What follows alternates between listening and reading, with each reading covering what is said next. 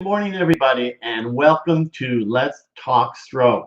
I'm so glad you're all here, and I just want to reiterate why I started this show is to spread awareness about stroke, aphasia, TBI, brain injury, as I am a stroke survivor. So my inspiration for doing this is to bring other survivors on to share their journey. So to know that you're not alone. So why don't we just go ahead and get started? My guest this morning is an awesome guy, Chris Dittrich. I'm okay, and I usually butcher everybody's name. So anyway, let's go ahead, start the show, and let's sit back and let's listen to Chris's story. So here we go.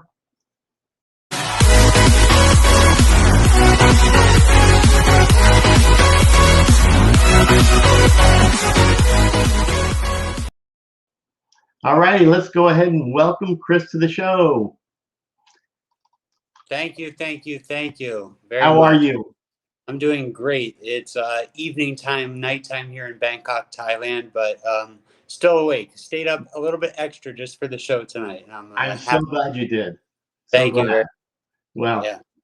welcome again to the show. And Chris, let's just start before your accident and go right into it.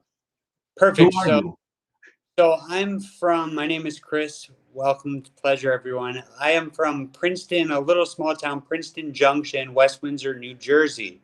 And I had your classic childhood growing up, a great family. I was an athlete, played all the high school sports, played with my friends. Every day was a good student, had big college plans, was going to go to I'd been accepted to Wake Forest, and I was thinking, being a prep, I was preppy, whatever, would probably end up going to college, getting a degree in finance like my father, and end up working at a banking institution in New York City, something of the sort. And then March 3rd, 2008, I was trying to beat my friends to lunch to Taco Bell. That's what I've been told. I can't remember. Yeah. And I was going very fast. I really wanted to get that chalupa first, and flipped my car over and ended up upside down in a tree on the other side of the road. And I hit my head hard enough to not wake up for a month. I suffered a severe traumatic brain injury. I was in a coma for 3.5 weeks, and then I went from a coma to a vegetative state for another 3 or 4 weeks. I can't remember any of that time. The first day that I remember was May 9th, was the first day that I was allowed to leave the rehab center. So, all the days kind of meshed together. Right. But May 2008 is what I consider, and my dad's birthday is what I consider like my restarting point, because I can kind of I could start to grasp at least a little bit of what had happened to me. The right side of my body was paralyzed. I suffered the injury to the left side of my head. And and that was me in May of 2008. Had no memory of my injury. My parents had to remind me all the time what had happened to me, because I would ask them, Mom, Dad, what happened to me? Why am I here? I want to go home, this and that. I had a whiteboard in front of my bed that said, Chris, today is whatever date, because I would ask them what's today. You suffered a traumatic brain injury in a car accident, da, da, da, da, da. And then as you probably heard in a lot of my other interviews, at the bottom of the whiteboard, there was a message, keep moving forward. And that's what I did. And that's what I continued to do. That's kind of my motto, where since that time, my dad and I both agreed there's no time to mope. There's no time to feel bad for myself. The only way I'm going to get better, the only way I'm going to feel better is if I start working to get better and set goals for myself and work hard to achieve them. Yes. And you did. I watch you all the time. And you're on Instagram. That's how most people can get a hold of you. How I've started to share a lot of my experiences and a lot of my physical therapy and things like that, that I continue 13 years after my injury until today. Right. And so obviously you have great family support, friend support. Yes. Family support, especially, my father has been since the beginning, my unpaid patient advocate. And especially when I was in the hospital, when I was 18 and laying in a coma and I couldn't speak for myself, my dad was the one who spoke for me and who kept all of the doctors, all the nurses, all the therapists honest and kept them on the ball. And that what was most important was me continuing to improve. Right. Right. At that point in 2008, 2009, just starting to improve, I told everyone what my goals were and they knew what I was trying to do and they helped me work to achieve it. Again, my first goal was to be able to go to my senior prom 3 months after my injury. And I would be in therapy just practicing standing up long enough to standing up out of my wheelchair long enough to take a picture with my friends, and then Right. I accomplished that goal. Not very pretty looking pictures because I was very gaunt. My face was gone. I was just off of a feeding tube. It was no good, but I was there, and that was the first goal, and I'd worked to achieve it, and I did. Then was going to my high school graduation. I wanted to walk across the stage. And as in the first YouTube video that I have, where I get up out of the wheelchair with my walking cane and my dad basically dragging me across the stage to get my diploma to a big standing ovation. So there, from the beginning, just 3 months after my injury, I started to learn the importance of setting goals and, again, doing whatever it took to achieve them, to move forward and work to make it happen. Yes, that's true. So now we talk about self-confidence. Yes. Right. Yeah. And again, like we were talking about before, that it's accomplishing a goal, realizing you had worked so hard to achieve that goal and feeling confident in yourself and knowing that, okay, I could do this, I could do that, I can do the next one too. I can make it to the next thing as well. Yeah. Once you start, it's an avalanche. You start the momentum and it really keeps going. It's incredible. Yeah. So, so I took that next year off of, I graduated and then I took the next year off. All of my friends went off to college. I stayed home to get quote unquote well enough to go to college the next year. I had accepted an offer from the University of Miami is where I ended up wanting to go. I mean, the palm trees, I couldn't say no to the University of Miami. And right away, right from there, I started to change. I wouldn't necessarily have gone to University of Miami had I not been in my injury. I would have ended up at one of the a little bit further north, a more preppy, more finance kind of school. But I said, you know what, no, screw this. I'm going to Miami. I'm going to live the dream down there. I deserve it, right? I Right. think Exactly. I thought so. Yeah. Yeah. Exactly. Yeah. So I went to Miami, and that first year was incredibly challenging. I had worked so hard over the year before to get what I said to reach the goal of being well enough to go to college. Right. Badly overestimated my abilities to walk, to pay attention in class, to remember anything. No, because my short-term memory was shot. I couldn't read books. I'd look at a textbook, I'd read the first page, and by the bottom of the first page, I would forget what was at the top of it. So I went with the strategy of just not reading the books. And instead of getting frustrated and reading it over and over again 6 times, I just went with okay, we're not going to read anymore. We're just going to do the best that we can off of common sense. Yeah. And Yeah. You real quick. You developed a strategy. I read something yeah. about remember people. Oh, right. Yeah. Again, going with the short-term memory, I was very friendly, social prior to my injury, and I wanted to make a lot of friends. So I would go up to someone, I would start a conversation, being all friendly, and then tell them all about me. I had a problem back then, especially because I suffered from disinhibition. So I would be very quick to I would be confidently, of course, but spill my guts, tell my whole story that I did this, did that, suffered my injury, whatever. And then I would, the next day, go back and I'd have like the same conversation. I'd start the same conversation with a person. Right. He'd be like, Chris, you just told me that yesterday. Are you okay? And I, they could have been perfect strangers to me. I would have had no idea. Right. And Right. yeah, and so what the strategy that I developed, I just started to pretend that I knew everyone, that I was friends with everyone, rather than continue to struggle like that. I didn't like that feeling of other people thinking that something was wrong with me. Sure, physically I was definitely disabled, but that didn't mean that I had to have a mental challenge as well. And I really disliked that. So what started as like, oh, hi, I'm Chris, nice to meet you, became, oh, hey, good to see you, nice to see you, how are you today? It became instantly, I wouldn't remember the people's names, but I wouldn't remember them no matter what. And Right.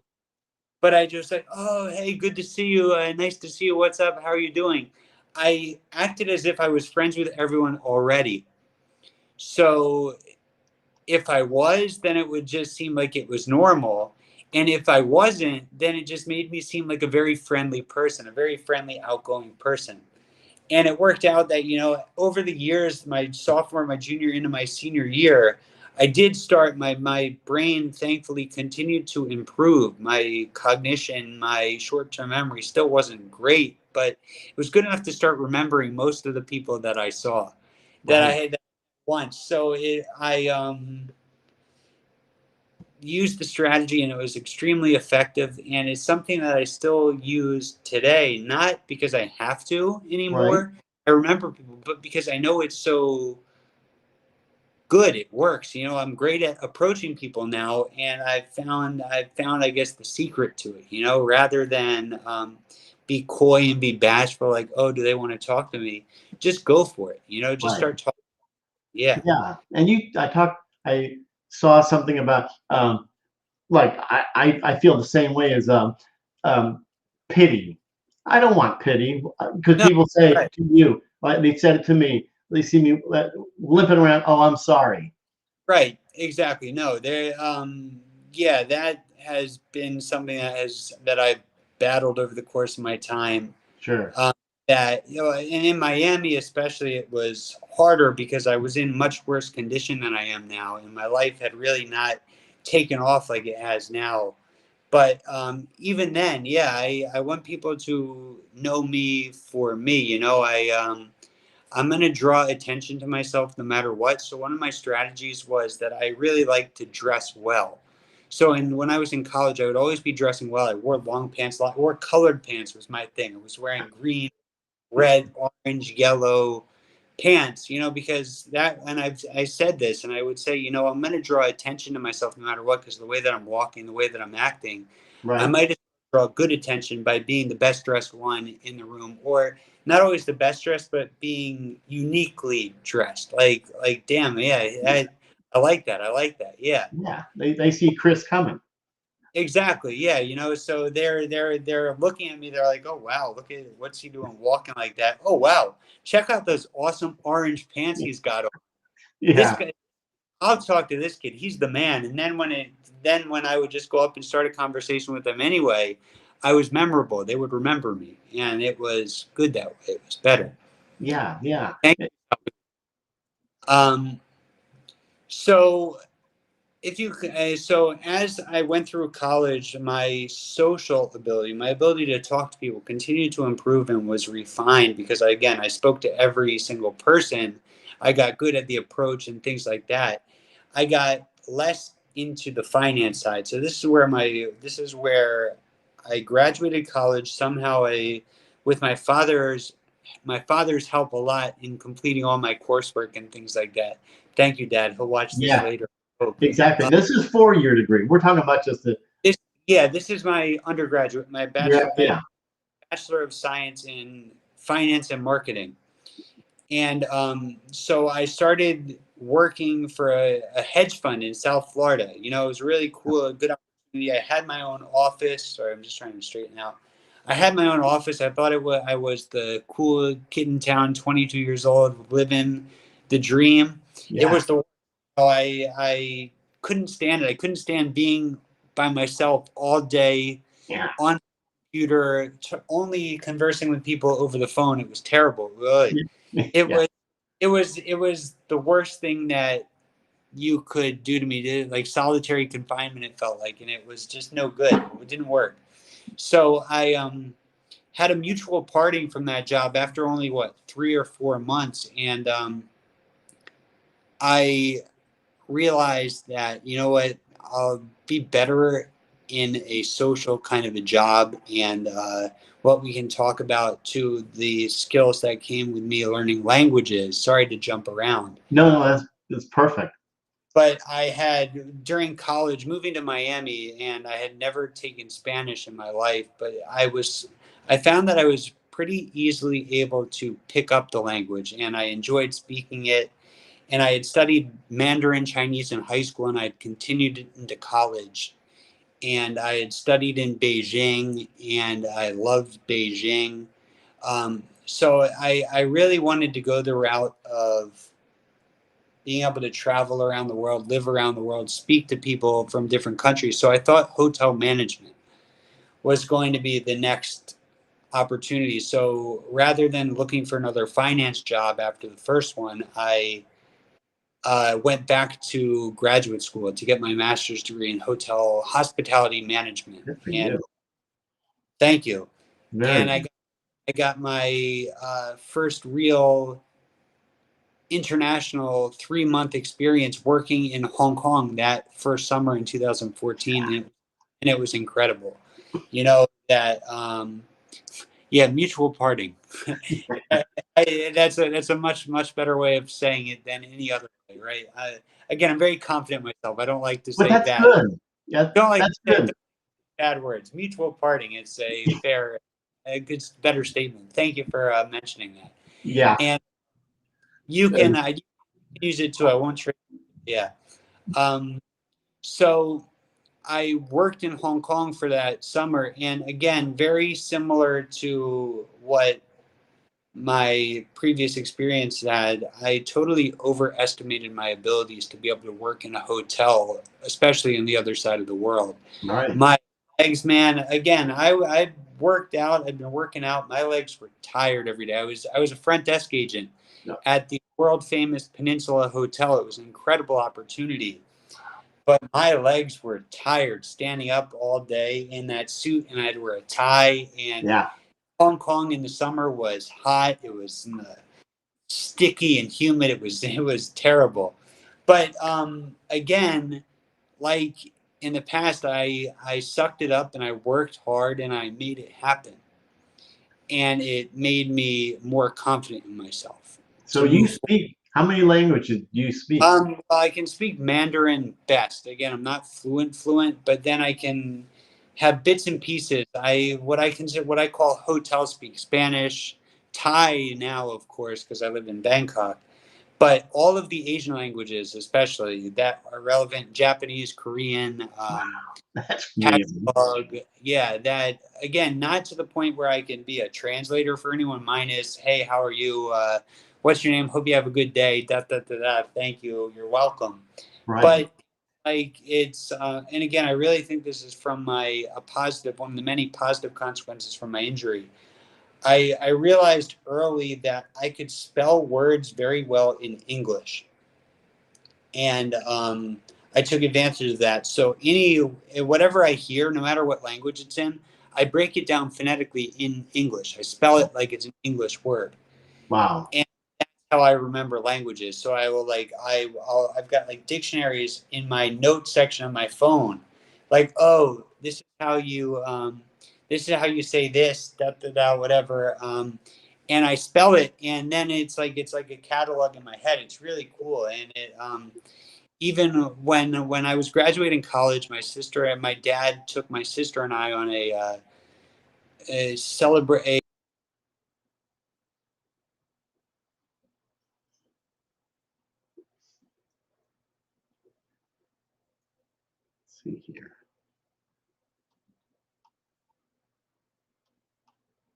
Could be a Wi-Fi. Okay, Chris will be back. Here he goes. There you go. Are you with me? Yeah, Are you there okay? we are. A little frozen there. All right. Okay. All right. Okay. I got scared. So, yeah. So when we graduated, we went to Tanzania in Southeast Africa, and it was incredible. We went on a safari. The animals were awesome. But what I took most from the trip, I spent the whole time learning Swahili from the safari guides, and it was an easy language for me because it was very phonetic. So I can remember still, and this was now almost 8 full years ago. I can remember spelling the words in my phone. Gina Rocco Nani, Gina Rango Chris, Habari Yako Aleo, which is, what's your name? My name's Chris. How are you today? Oh, Zuri. Yeah, and then, yeah, she understands the Tagalog. So in the morning, it's Magandang Umaga. Ano pangalan mo? Yeah, Maganda Kumasta ka, Mambute, Salamat po, Walang naman. Again, it's just little bits and pieces of every language, but it makes people, especially in the international hotel environment, it makes Wow. people feel, especially coming from a guy that looks very American like I do. Yeah. Oh, Yeah. that So wow. So I made it through the Hong Kong experience. My legs got stronger. I got more confident in myself. The next year, I at the fall of 2015, I graduated. I got my master's degree in 2 years, Congratulations. Wow. and I got the first job opportunity. Well, I had interviewed for a job with Accor Hotels with an international posting. I'm sorry. They said, if you're hired, we're going to send you somewhere in the world. And I did the interview in October of 2015, and I spoke like 6 languages in the interview. Wow. That's Um, awesome.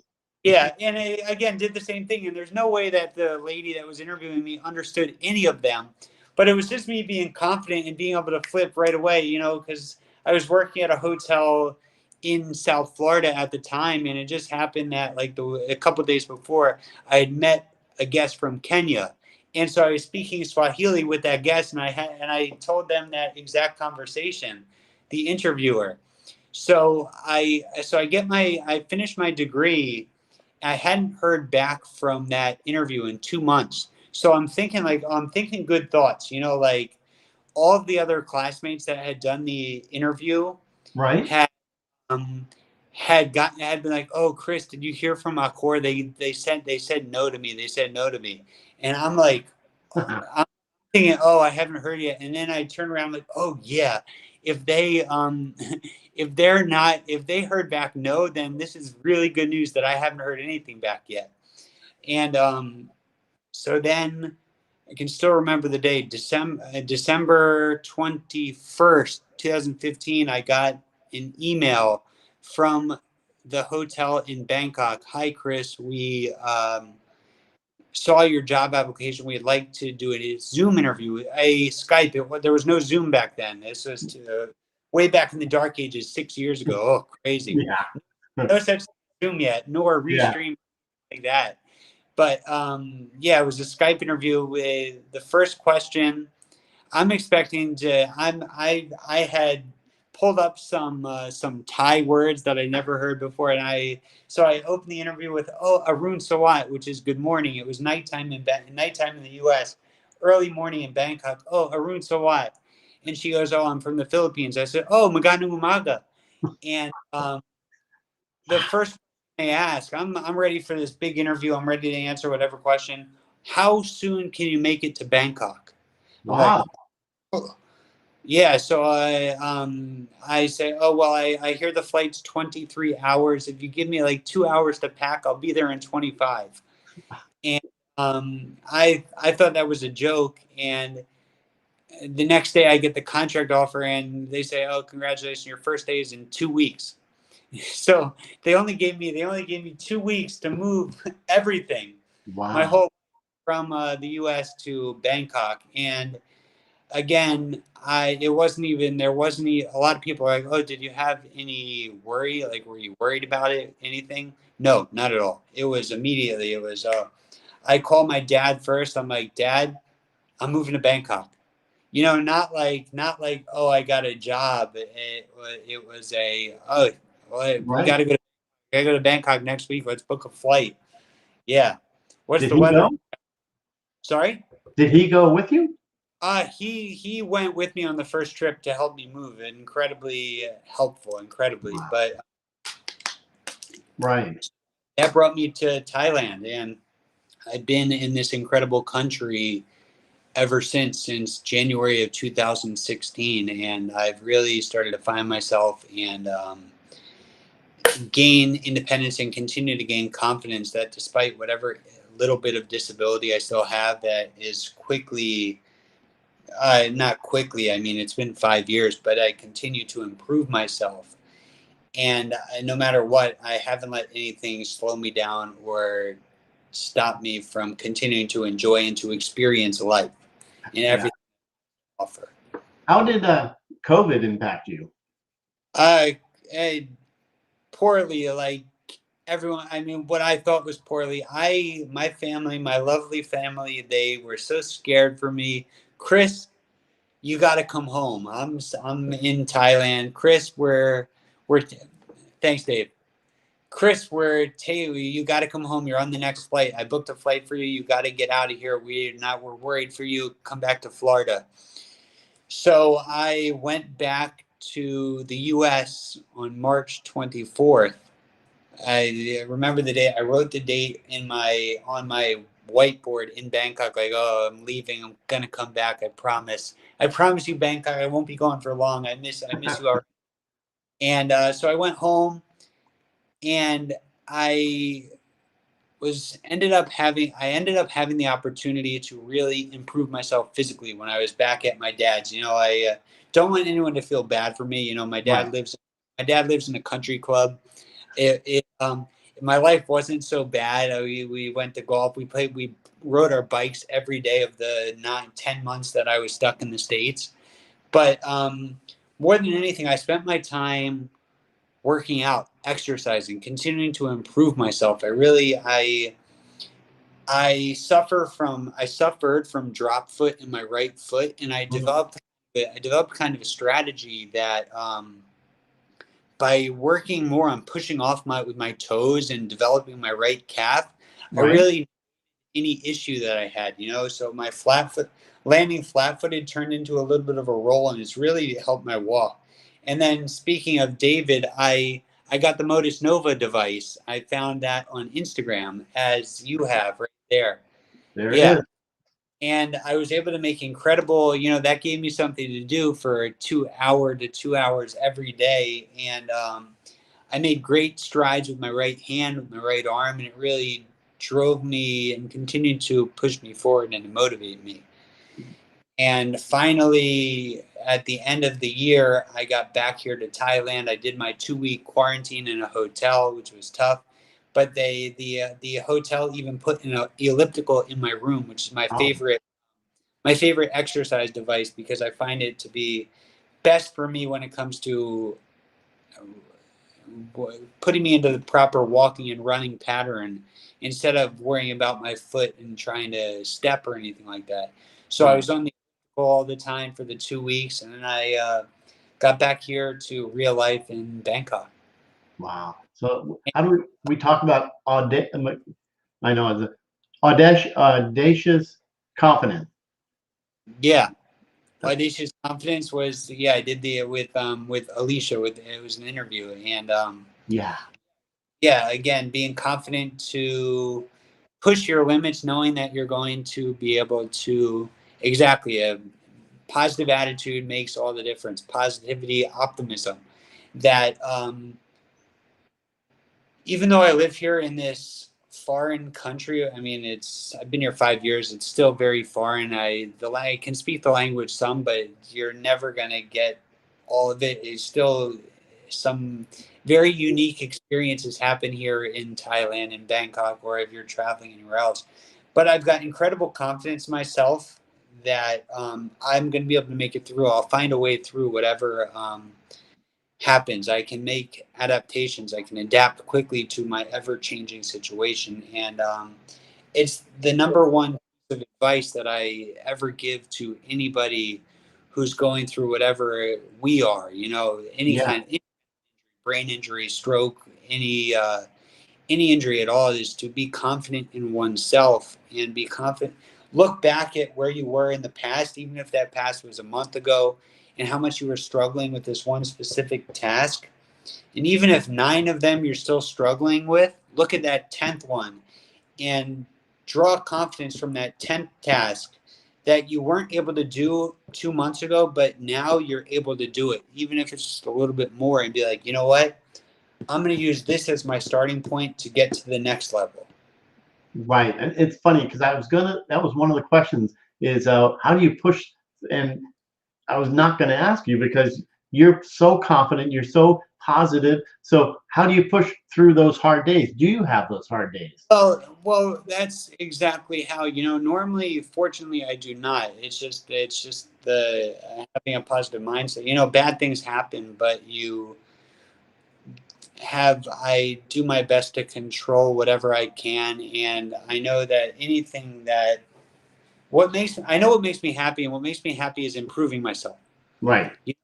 That's what it is. The other things are momentary. Of course, I love to travel. I can't travel now around Thailand. I can't go to the beach on a whim like I used to prior to COVID, Right. but I can go to the gym, and there I know I'm improving myself. Or even if you don't see it the day or the next day, but you're getting there. Like, for example, the post that I just put on my Instagram, the way that I'm walking now, that when I got back to my apartment, and I think the best that I've walked in 13 years, the most confident, sorry, don't mean confident, nonchalant and just easy, with my legs are feeling strong. It just felt right. Yeah. And celebrate, I went back to the gym and I went onto the elliptical for more. I did more, Right. because me happy, because improving makes me happy. I know what makes me happy. That's what does it. And I know if I'm at the gym and I know what I'm supposed to do, that I'm going to continue to improve, and that will make me happier and feel more fulfilled and everything of the sort. Yeah. It's so impressive to hear your positive attitude because, Okay? like you kind of just said it. And I was going to say again, what can you tell somebody that's going through those hard times, like my life's over? They Yeah. feel isolated. Well, right. Exactly. Do your best to try to cling to somebody, hopefully there's somebody around that can just be there to talk to, but really find it in yourself, look back. Don't forget bad things that have happened. Use the bad things that have happened to push you forward. And for when you're in a really bad place, to use that negative energy as fuel to build yourself back up. And then when you are starting to feel better, look back and remember how bad you felt, and use that new now, like, oh wow, look at what I did to get as far as I am now, that look at me, I can keep moving, I can keep going, I can keep making it happen, and it makes it all better. I love the Facebook flashbacks, for example, Yeah. because I use this one. I went on a to a spe- I went to Beijing for the summer of 2017 for 3 months to do an intensive 3 month living in a random Chinese hospital for gait training, for gait retraining, Wow. with the expectation to really make huge improvements, to be walking normally. And I was doing better afterwards. Wasn't nearly as great as had the expectations that I initially had, and it was disappointing. Right. But um, it's in November of 2017, so every November now I get the flashbacks of that time, and I look at that and, like, being how happy I was that I was balancing a little bit. I was taking the best of everything. And then I look at how I am today, and it's like light years. It's light years past. And it's because I've continued to stay optimistic, and I've continued to work hard. And every morning it's the same. Every morning I'm at the gym early in the morning, and it's been that way for the past 4 years. I mean, the past many years more than that. But since that time in China when I thought I was doing really well, or I thought I was doing better, and then to today, I mean, it's incredible. Yeah, yeah. So you really, you're proud of yourself, and you need to be. I Yeah. know we talk about self-confidence, self-love, all that stuff. I mean, first of all, you gotta, and I feel you have to love yourself so you can move on, and then you can Well, be right. What do you have yeah, to say about that? you have to give yourself the most time. You know, I mean, that that's when when something happens to you, when something bad, that as bad as anything like what has happened to us or any other people with any kind of an injury, brain injury, whatever, Right. or mental something happening with a relationship, anything, life is all relative. So what's bad for you and me might be not is something might be worse for other people. It's important for you to concentrate on yourself, to make yourself better, make yourself whole first, and then can pick up the pieces around. You'll be amazed at by getting yourself better, by loving yourself, Yeah. that other people feel that, and other people are better too because you are better. You know, I really do believe that, and the important thing is yourself first. Yeah. Now you're not. So now you're not in the hospitality business No, anymore. Something's uh, changed. yeah, I going since the beginning. I tried my best to seize opportunities, to take opportunities, and it was the beginning. It was right before COVID in January of 2020. So the COVID had started, but it wasn't what it is, what it became soon after. And I just finished my last job with Marriott. Mm, I, I had made a mistake of going back into the office situation, thinking I was ready for it, and still no, I still wasn't ready for it. really? And yeah, it was a good opportunity, but it wasn't right for me. And so I, one of my good friends here in Bangkok, he owns a bar. He owned a bar. He had an opportunity. He wanted me to join him for craft beer. We Wow. were Yeah, for craft beer brewing, for new equipment, new brewing equipment to start a new Nice. start. So I got to go back to my finance roots. We were sitting in the back of his office, just writing a business plan at the beginning of 2020. And fortunately, I was able to work remotely when I was back in the States. And it was pretty awesome because I would wake up early in the morning, talk to him. It was nighttime in Thailand already, get the marching orders for the day, and Yeah. do my and be able to still do a lot of therapy and everything of the sort, multitask. And we're in the final startup stages. We're getting ready. We're getting our product ready.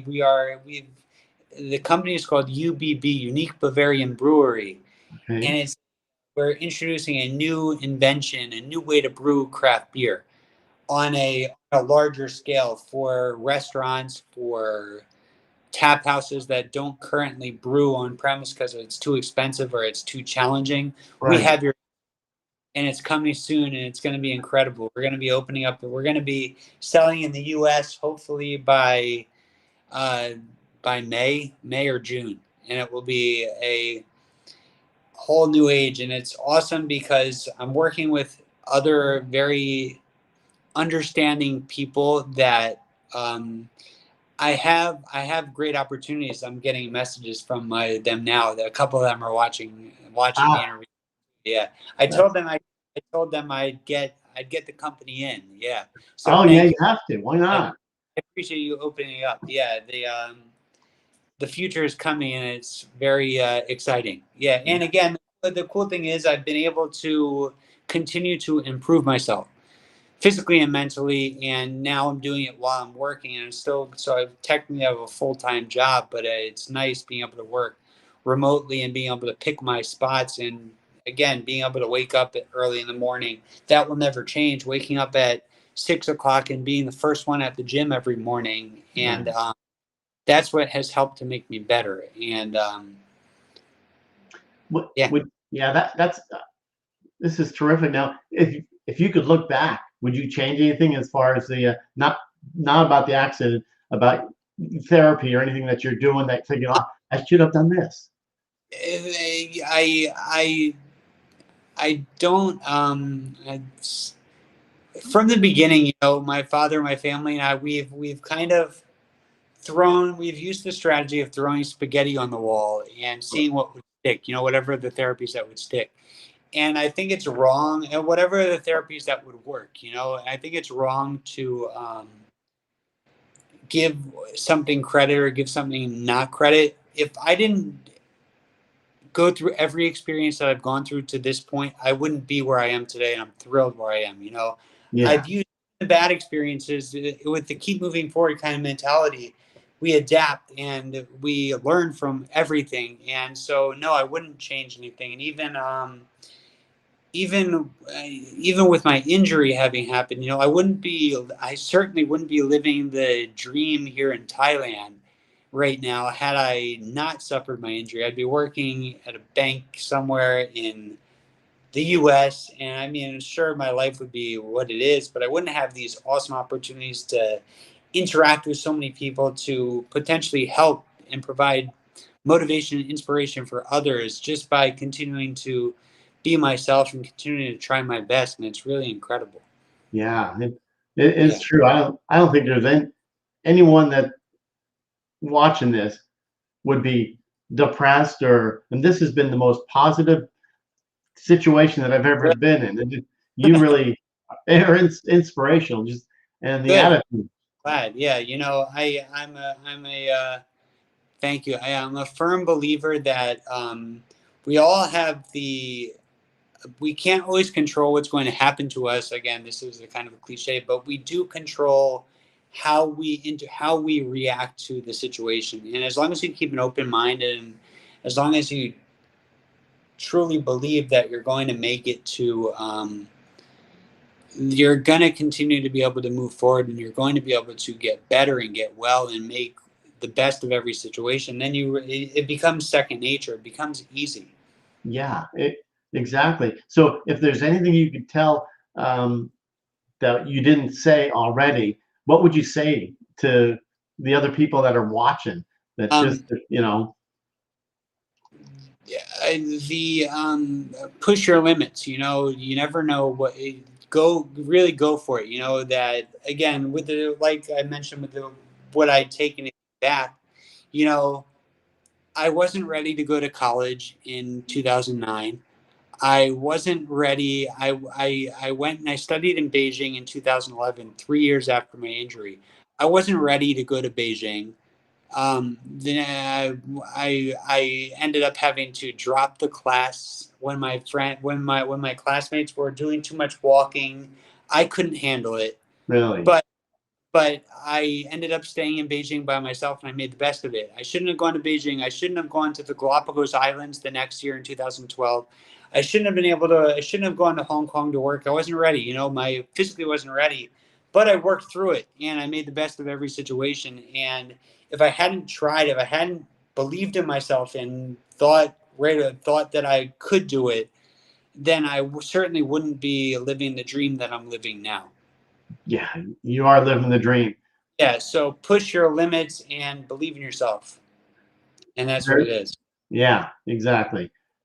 Because you never know what you're going to be able to do. And you have to believe in yourself that no matter what's going to happen, you're going to be able to make the best of it. And if you practice and you try, then you indeed will.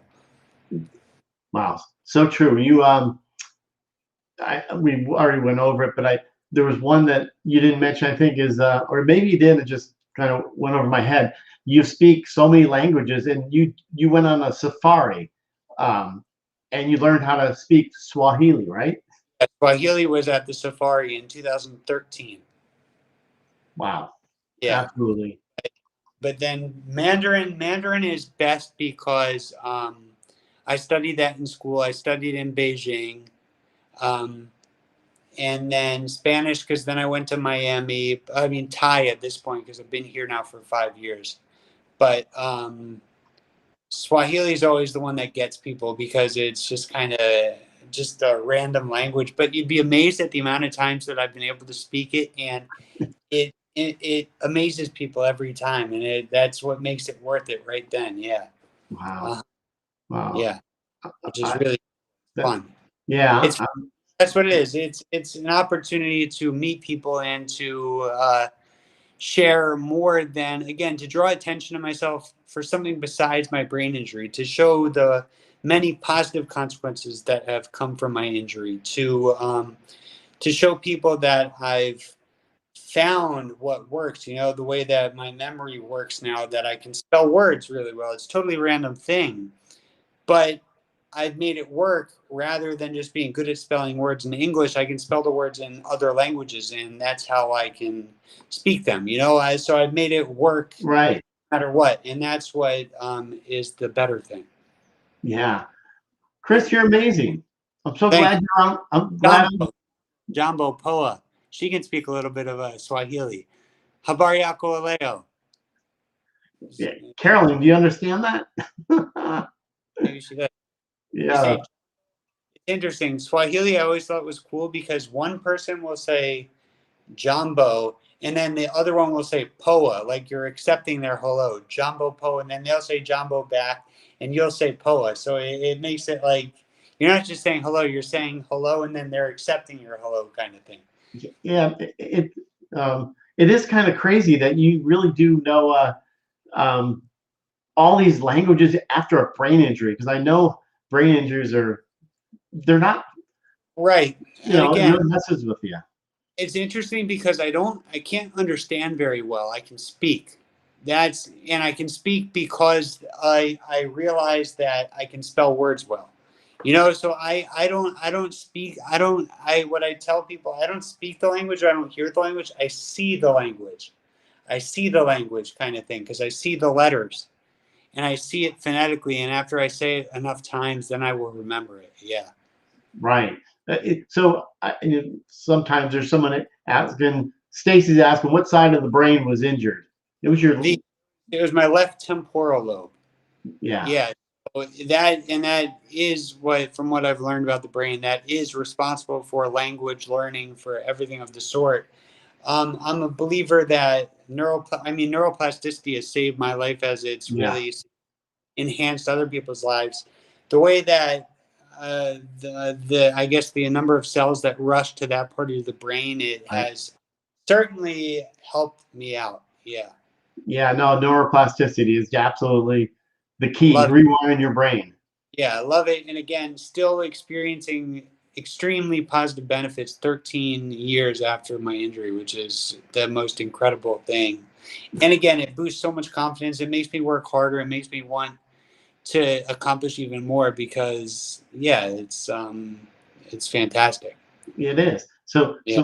what's next for you? I mean, Um, we'll say UBB, we're making it happen with the company, and with this, we're selling in the United States, so I'm going to be able to go back to the States more often, which is cooler than again, all post-COVID days. Now I'm stuck here for a little while, which is okay too. But I'll get to see my mom more often. She's in Florida as well. I'll get to see everyone a little more often, I think. This is post-COVID days. We're talking as if hopefully someday it will end and we can live a normal life again. yeah, But exactly. right, it's I want to be able to share more and more with other people. I did one public speech in 2018, motivational speech in Singapore, which I thought was it was an amazing opportunity. I didn't get the same follow through that I would have hoped that I got, because that would be I have an opportunity. I have a good story to share, and I've been able to make the most of it. And I want to continue to be able to help other people that to experience life, to enjoy it. It doesn't need to be somebody who has an injury. It just is in general.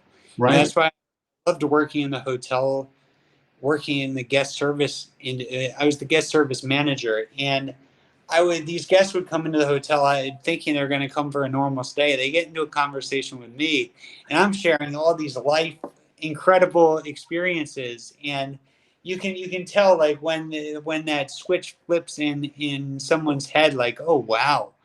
Like once they get it, once they get past the, oh, I'm so sorry you had an injury stage, into the, wow, Right. wow, wow, this is what life is about, kind of thing. Once you get past like the first couple minutes of me just saying, oh yeah, I was in a really big car accident, suffered a brain injury.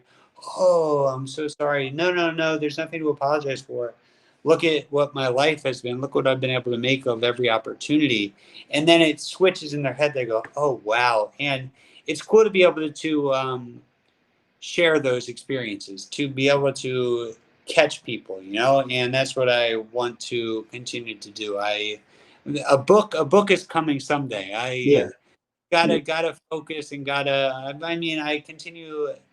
Anytime that I'm sitting down, I feel like I could be continuing to improve myself physically, which is the most important thing for me still at my age, and at any age. But then the book will come in time as the story continues to unfold and continue to be enhanced and improve.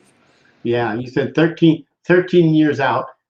Yeah, And yeah, at 13 and years, and look what you've accomplished. feeling the best I've ever felt. Yeah, and it's Yeah. yeah, the best since I was the best I can remember, because I can't really remember prior to. Yeah. Good for you. I'm really proud of you, Chris, and how far you've come, and the attitude. I mean, Yeah, that should thank. lift anybody up.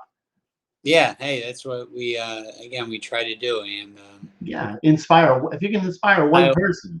yeah, exactly. Yeah, it moves forward. The more people that you touch, the more people that I can reach, and I do the Exactly. best. And Instagram has been a fantastic help, and I like to thank everybody in the Instagram, especially the brain injury, head injury community, which has been really large and something I wasn't expecting prior to when I really got involved with it. That was another positive from the COVID time back in the States. I really got involved with people on Instagram, sharing my Yes. bit. Um, that this is for you, yeah. That I it's been so motivating to me. Everyone, just me being able to continue to post and to share information and share continued physical therapy. I've improved so much more. Thank you to everybody else. Thanks to everybody else, because I'm always pushing even more so than I would do for myself, because I want to share. I want to um, Share your share and journey. yeah, and share and help to get other people to embrace and experience life just as much as I am. Yeah. And it's yeah. So life is really good, and we're making it better every day. Still. Good. Good for you. Any last words, Chris? I am really, again, I keep saying I'm proud of you. You're such an inspiration.